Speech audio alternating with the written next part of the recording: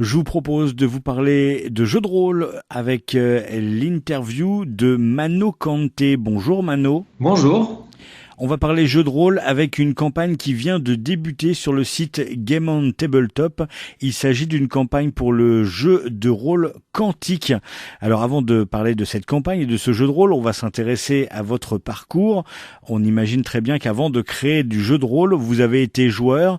Ça a commencé à quel âge et quel jeu vous a fait débuter dans le jeu de rôle? Oula, j'ai commencé il y a à peu près une trentaine d'années, je devais avoir une quinzaine d'années, on va dire. Vous voyez, donc je suis plus très jeune. Et par contre, la passion m'a jamais quitté. J'ai commencé ma première partie, c'était avec Stormbringer. Voilà, c'est un scénario où on était entre amis. Et j'ai découvert ça et depuis, je suis resté assez fasciné par ces histoires qu'on peut se raconter entre amis. Alors on imagine facilement qu'après Stormbringer, on passe à d'autres jeux de rôle. Quel est le déclic qui vous a fait passer de l'autre côté et vous dire c'est bien les jeux de rôle, mais j'ai envie de créer le mien? En fait, ça a été assez rapide, hein, parce que immédiatement j'ai voulu faire mon petit système avec mon petit jeu. Voilà, donc j'ai créé, bon, c'était médiéval la première fois, hein, puisque j'avais découvert Stormbringer, qui est un jeu médiéval un peu sombre. Et ben immédiatement j'ai essayé de faire mon système. Alors bon, ça fonctionnait pas, puis au fur et à mesure j'ai fait des nouveaux tests et tout ça. Donc j'ai fait plein de petits jeux au fur et à mesure des années. Et voilà, jusqu'à ce que je me mette à la science-fiction.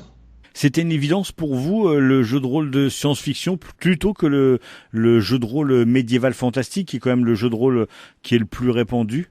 Alors en fait non, j'adore le jeu de rôle médiéval fantastique, hein, j'aime les deux types de jeux, mais j'avais plus de choses à raconter en science-fiction parce que entre-temps ma culture s'est un peu développée et je suis assez fasciné par les possibilités que le futur nous offre.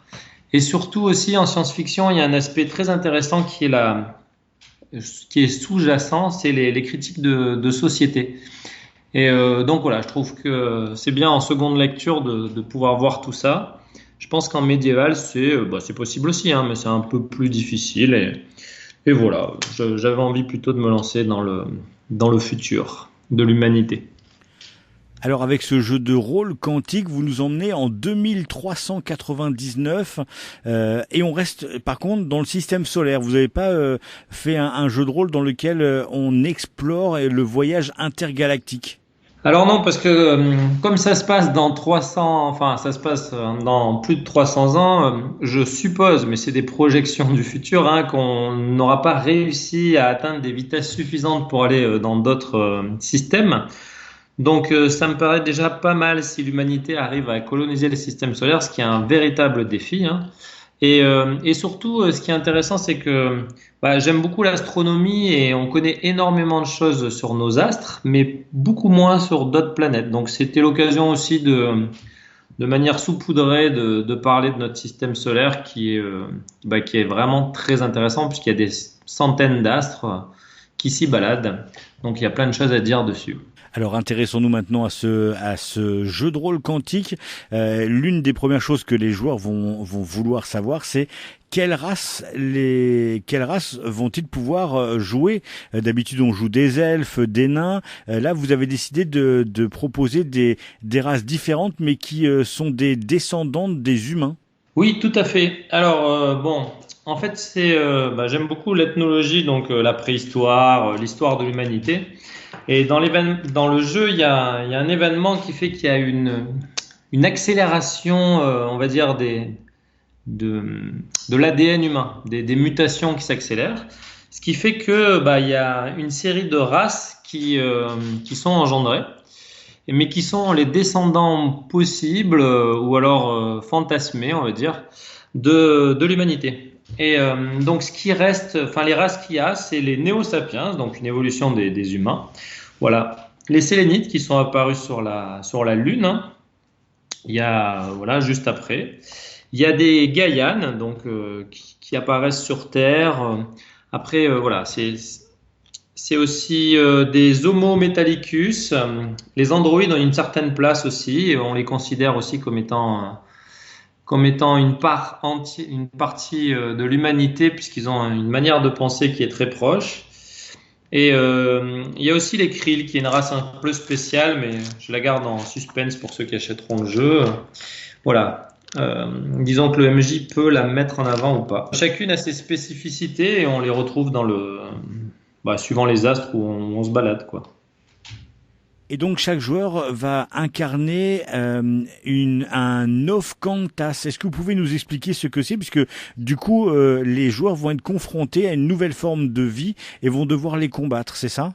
Alors oui, c'est ça. En fait, les joueurs sont des Nofkantas. Ce sont des êtres supérieurs sur l'échelle de l'évolution. Ils ont des capacités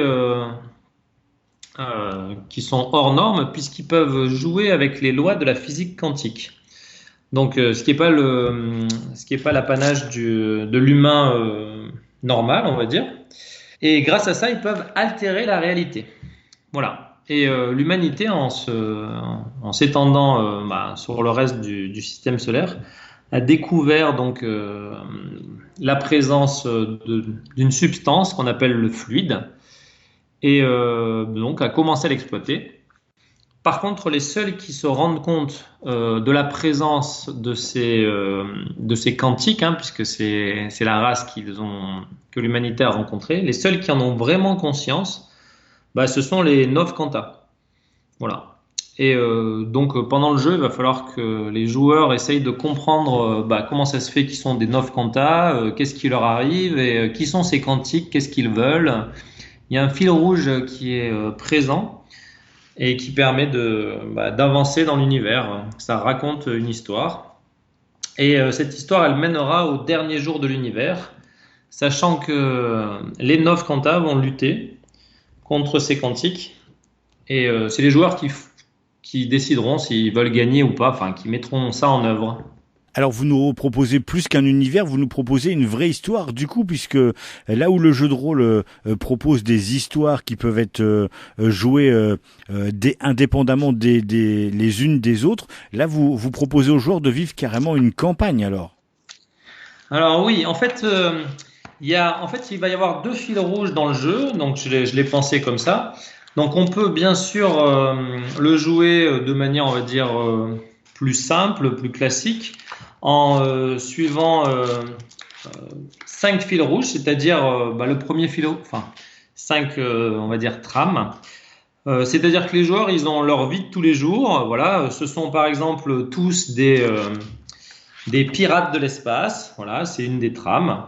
Et puis d'un seul coup, ils sont embarqués dans une histoire où ils peuvent découvrir le second fil rouge, qui est la trame de fond de l'univers, et qui justement est cette histoire de quantique, de dernier jour de l'humanité. Les autres trames possibles, ça permet de mettre une cohérence dans le groupe de joueurs. Alors c'est pas obligé de l'utiliser, mais il peut y avoir des groupes de mercenaires, voilà. Il peut aussi y avoir un groupe de policiers de l'espace. Il y a aussi un groupe ils peuvent jouer dans un vaisseau spatial et faire du transport interplanétaire, du commerce, plus ou moins légal d'ailleurs. Et enfin, ils peuvent jouer dans les maisons hiérarques. Alors les maisons hiérarques, pour faire simple, cette trame-là, elle est inspirée de Dune. Ou alors, pour ceux qui connaissent pas Dune, parce que ça commence à être un peu ancien, c'est, on va dire, un peu comme Game of Thrones, mais un Game of Thrones du futur, où ce sont des giga-corporations qui dominent le monde et qui se sont anoblies. Voilà. Donc, ça propose 5 trames. Et ensuite, bien sûr que le maître de jeu peut décider de sa propre trame, par exemple un groupe de militaires, ou enfin pour essayer de mettre de la cohérence, ou carrément un groupe qui vient d'un peu de partout. Donc voilà, donc il y a deux possibilités. Soit on la joue avec les classiques de la SF, soit on peut suivre la trame qui est proposée par le jeu et qui amène dans une campagne. Alors parlons maintenant du système. Vous nous proposez un système très simple avec juste un dé 10 faces par joueur. Tout à fait. Alors justement l'idée c'était d'avoir un système très fluide, très immersif. Parce que j'ai testé énormément de jeux, tout ça, et c'est vrai qu'il y a certains jeux où, par exemple, on va faire un combat et ça va durer toute la séance. Alors, c'est pas un problème, vraiment. Par contre, quand il faut calculer de manière un peu longue, tout ça, ça peut sortir de l'histoire. Surtout quand il y a 5 joueurs, par exemple, autour de la table, même 4 ou 5. Bah, pendant qu'il y en a un qui fait ses calculs pour voir le nombre de dés qu'il a, combien il a, qu'est-ce qu'il doit additionner, tout ça, bah, parfois il y en a d'autres qui s'ennuient un peu. Le but du D10, c'est que ça soit très fluide. Par contre, bah, j'ai quand même voulu garder l'aspect tactique. Donc, les joueurs jettent le dé, mais ils ont deux, trois choix qu'ils peuvent faire pour essayer de rester assez tactique. Mais c'est un choix qu'ils vont faire assez rapidement, quoi. Voilà. Donc, le but, oui, c'est que ça soit fluide et assez prenant pour le joueur. Ça, c'est le premier aspect. Et sinon, j'ai rajouté aussi, enfin, je suis dans une association et donc on a pas mal testé le jeu. J'aime bien tester avec des joueurs et des meneurs de divers horizons. On a rajouté en fait une bourse qui est une bourse quantique où il y aura des jetons dedans. Et je vous ai dit tout à l'heure que les joueurs pouvaient altérer la réalité. Bah, s'ils le font un peu trop, ils vont devoir piocher dans la bourse. Dans cette bourse, alors c'est une unique bourse qui est au centre, hein, qui est commune à tout le monde. Dans cette bourse, il y a des jetons Schrödinger, donc du nom du fameux physicien quantique. Donc il y a des jetons Schrödinger et les joueurs piochent dedans et en fonction de ce qu'ils piochent, bah, il y a des événements qui vont intervenir. Et ça met une dynamique assez spéciale pour le jeu. Et ça permet d'avoir des surprises, des choses inattendues qui vont modifier le cours de l'histoire. Ça rajoute un autre joueur. Oui, je sais pas vraiment. Oui, c'est pas vraiment un joueur. On va dire que c'est un système commun à l'ensemble du groupe, quoi. Voilà, c'est la bourse en elle-même. Elle agit en fonction de ce que le groupe fait. Mais du coup, le maître de jeu va devoir aussi s'adapter à cette bourse. Alors, effectivement, donc c'est quand même le maître de jeu qui décide au final de ce qui se passe avec les jetons. Mais oui, le maître de jeu peut parfois être un peu surpris, voilà, c'est ça. Mais il y a des pistes pour l'aider, hein.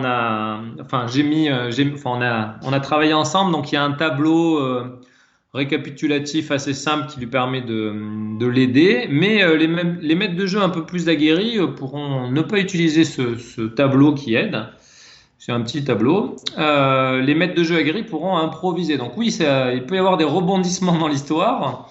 Et d'ailleurs, c'est ça que j'aime bien parce que en convention, hein, je l'ai fait pas mal jouer à Octogone, au Festival de Cannes, enfin voilà, dans différentes conventions. Et en convention, des fois, j'ai été assez surpris de ce qui pouvait se passer dans l'histoire. Voilà. Alors, il y a des petits rebondissements et puis il peut y avoir des rebondissements qui sont un peu plus conséquents. Alors, Quantique, la réalité altérée, le jeu de rôle, c'est une campagne de financement participatif sur le site Game on Tabletop, un site qui est spécialisé dans les campagnes autour du jeu, que ce soit le jeu de rôle ou le jeu de société. Une campagne qui a débuté ce 7 février et qui dure jusqu'au 10 mars. Pour ma part, je trouve que c'est une campagne plutôt courte pour un jeu de rôle. On a vu des campagnes plutôt longues. J'imagine que ça se prépare en amont et que vous n'êtes pas lancé là-dedans sans savoir ce que vous faisiez. Oui, je me suis largement préparé en amont. Les campagnes, de ce que j'ai pu voir, elles durent généralement aux alentours des 1 mois. Voilà, mais il y en a peut-être qui m'ont échappé.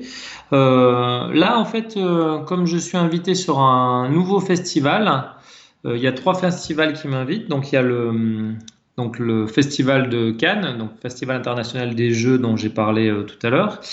Il y a le Play Azure Festival, qui est un festival qui se situe à Nice. Voilà. Et il y a aussi le FIMAGeux, donc il y a un festival qui se situe à Antibes. Comme le FIMAGeux se situe le 16 et le 17, je vais probablement repousser la campagne de quelques jours, ce qui devrait faire une quarantaine de jours, quelque chose comme ça. Ça me paraît convenable pour que les gens soient au courant que ça existe et puissent venir voir si ça les intéresse. Alors il y a un financement qui propose durant la première semaine des prix un peu spéciaux pour les joueurs. Il y a 3 offres qui sont proposées pour commencer cette campagne. Une offre citoyen solaire, une offre hiérarque éveillé et une offre légende quantique, c'est ça? Oui, c'est ça. Il y a 3 offres pour ceux qui veulent juste le livre de base, ceux qui ont envie d'avoir l'écran qui sera accompagné de la campagne, hein, les premiers chefs. Alors, dans le livre de base, il va y avoir bien sûr une petite série de scénarios parce que bon, moi j'aime bien quand on peut prendre le jeu en main tout de suite et puis ça permet au maître de jeu de s'approprier l'univers. Donc une petite série de scénarios et le début de la campagne. Ensuite, avec l'écran, il va y avoir la suite de la campagne qui va démarrer de manière plus conséquente. Et voilà, ça permettra d'avoir ça. Et bien sûr, la dernière version, Légende quantique, donc c'est le collector. Alors là, le collector, c'est agrémenté de d'autres éléments. Il va y avoir un étui avec une couverture collector qui est mise en place par une illustratrice qui s'appelle Aurore Folny, qui a travaillé sur Android Netrunner, par exemple. Il y en a qui connaissent peut-être. Elle a travaillé sur Héros et Dragons aussi. Enfin bon, une très bonne illustratrice. Voilà, puis les éléments seront de meilleure qualité. Oui, j'ai oublié de dire que il y aura aussi des space maps. Voilà, c'est pas une obligation de l'utiliser, mais ça permet de faire des combats spatiaux. Les combats spatiaux, ils sont bien dynamiques dans le jeu. J'ai décidé j'aime bien quand ça bouge, qu'il y ait de la vitesse, qu'on ressente la vitesse. Donc les combats spatiaux, ils peuvent se jouer de manière classique, hein, c'est-à-dire sans aucun plateau. Mais dans le jeu, il y a un module, c'est-à-dire une possibilité de le jouer avec une carte. Donc là, on pose son vaisseau et on peut combattre. Les combats sont réfléchis pour que le groupe de joueurs pour que tout le monde puisse jouer ensemble, quoi. C'est-à-dire qu'il n'y en a pas un qui va servir à rien. Chacun des postes est essentiel pour pouvoir gagner, hein. Voilà, ça donne une idée de ce qu'il va y avoir. Alors des offres qui commencent à 42 € pour la première semaine, qui passeront à 49 ensuite, et puis une offre, la grosse offre Légende Quantique, qui est proposée à 89 € au lieu de 99. Donc voilà, vous avez le choix entre l'offre avec juste les livres de base et puis la grosse offre. Il y a une offre intermédiaire bien sûr, avec ses cartes, avec ce coffret, il y a également un livre de campagne dans l'offre Légende Quantique. Je rappelle que Quantique Réalité Altérée, c'est une campagne qui dure jusqu'au 10 mars minimum, puisque vous nous avez dit qu'elle sera peut-être repoussée de quelques jours, et que c'est sur le site Game On Tabletop. Si vous voulez en savoir plus, le plus simple, c'est de taper Quantique le jeu de rôle sur Facebook. Il y a une très belle page Facebook, vous allez retrouver des illustrations, toute l'actualité du jeu de rôle. Il y a un très beau suivi, un très bon suivi qui est proposé, et vous en saurez plus sur cette campagne qui vous est proposée jusqu'au 18 mars. Et puis si vous voulez vous rendre compte par vous-même de ce que c'est qu'une partie de Quantique le jeu de rôle, je vous invite à aller à l'événement de la fin du mois de février ludique. C'est le Festival du jeu de Cannes qui est à la fin du mois de février. Merci beaucoup Mano Kanté et très bonne campagne à vous et à ce jeu de rôle Quantique. Merci. Eh ben, merci à vous aussi également.